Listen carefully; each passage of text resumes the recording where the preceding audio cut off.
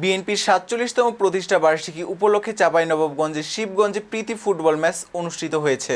বুধবার ৩ সেপ্টেম্বর সকালে বৃক্ষরোপণ কর্মসূচির মধ্য দিয়ে শুরু হয় প্রতিষ্ঠা বার্ষিকীর আনুষ্ঠানিকতা। বিকেলে শিবগঞ্জ সরকারি মডেল হাই স্কুল মাঠে উপজেলা ও পৌর বিএনপির নেতৃবৃন্দকে নিয়ে একটি প্রীতি ফুটবল ম্যাচ অনুষ্ঠিত হয়। উপজেলা বিএনপির আহ্বায়ক আশরাফুল হকের সভাপতিত্বে অনুষ্ঠিত প্রীতি ফুটবল ম্যাচের আনুষ্ঠানিকতায় প্রধান অতিথি ছিলেন সাবেক এমপি মুক্তিযোদ্ধা অধ্যাপক শাহজাহান মিয়া।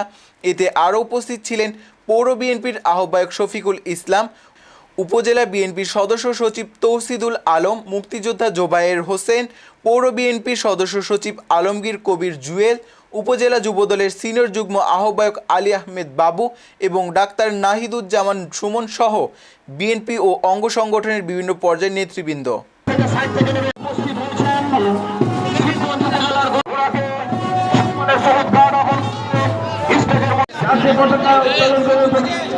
যে খেলাটি অনুষ্ঠিত হবে